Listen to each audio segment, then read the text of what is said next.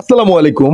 28শে মে 2025 আমরা ভর্তি করাই একজন অসহায় মানুষকে ঢাকা মিটফোর্ড হাসপাতালে। সময়টা খুবই কঠিন ছিল, শরীরে কষ্ট, মনে ছিল হতাশ। পরের দিন 29শে মে 2025 বাইরে কিন্তু টানা বৃষ্টি, কিন্তু আমরা থামি না। আমি এবং আমাদের টিম বৃষ্টির ভিতর বেরিয়ে পড়ি। তার জন্য খাবার দাবার কিনে নেই, উনি যেগুলো খেতে পারবে সেগুলোই কিনে নেই। তারপর হাসপাতালে গিয়ে তার পাশে বসি। তো আমাদের টিম মেম্বাররা অনেক হাঁপিয়ে গিয়েছিল বৃষ্টির ভিতরে। তাকে গিয়ে দেখি সে পড়ে আছে, তো তার সাথে তো কোনো লোক নেই। তো সে কিভাবে পড়ে আছে, তো নিজের হাতে খেতে পারে না, তাই তাকে নিজের হাতেই খেয়ে দেই। এই ছোট ছোট কাজগুলোই যেন একটা বড় শান্তি। এখন উনি একটু একটু করে সুস্থ হচ্ছেন, আলহামদুলিল্লাহ। তো আপনারা দেখতেই পারতেছেন যে খাবার দাবার মোটামুটি খাচ্ছে, কিন্তু খাবার দাবার খাওয়ার পরেই একটা মানুষ কিন্তু সুস্থ হয়। যে মানুষ খাবার দাবার না করতে পারে সে কিন্তু কখনো সুস্থতা কাম্য হয় না। তো খাওয়া দাওয়া যখন করতেছে, তো আলহামদুলিল্লাহ উনি সুস্থ হয়ে যাবে।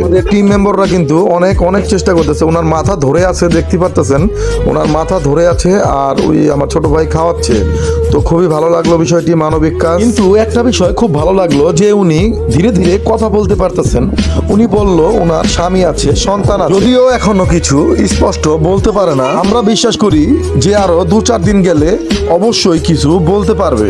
আল্লাহ, একজন অসহায় মানুষ আবার ধীরে ধীরে জীবনের পথে ফিরছেন। এর চেয়ে বড় শান্তি আর কিছুই হতে পারে না। মানুষ পিছনে অনেক কিছুই বলবে, কিন্তু আমরা এই কথা কান দেই না। আমরা বিশ্বাস করি মানবিক বাঁচিয়ে রাখাটাই হলো বড় কাজ। আজ তাকে দেখে মনে হলো যে আমাদের ছোট্ট এই চেষ্টা বিফলে যায়নি। যদি এই ভিডিও দেখে আপনার হৃদয় স্পর্শ করে, তাহলে একটি শেয়ার দিন।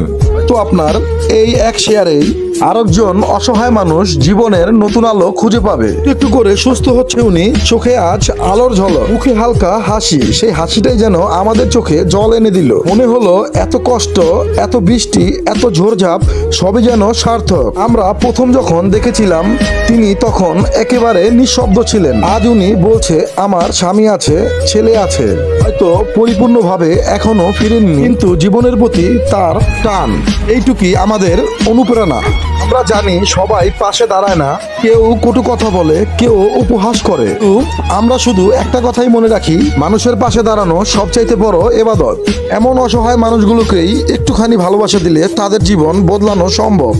ওনাকে দেখে মনে হলো আল্লাহ আমাদের এই কাজ কবুল করে নিয়েছেন। আমরা শুধু চেয়েছিলাম কেউ একজন আবারও বাঁচুক। ধন্যবাদ সবাইকে। পাশে থাকুন, ভালোবাসা ছড়ান। মানবিক কাজ হোক আমাদের পরিচয়। আমরা বড় কিছু করতে পারি না, কিন্তু একজন মানুষকে ভালো রাখতে পারলেই তাতেই রয়েছে জীবনের আসল সফলতা। চলুন ভালোবাসা দিয়ে বদলে দেই পৃথিবীটাকে। মানবিক কাজ হোক আমাদের পরিচয়। ভিডিওটি ভালো লাগলে বন্ধুদের সাথে শেয়ার করে দিন, আর আমাদের জন্য সবাই দোয়া করবেন, আমরা যেন বেশি বেশি মানবিক কাজ করতে পারি। আসসালামু আলাইকুম।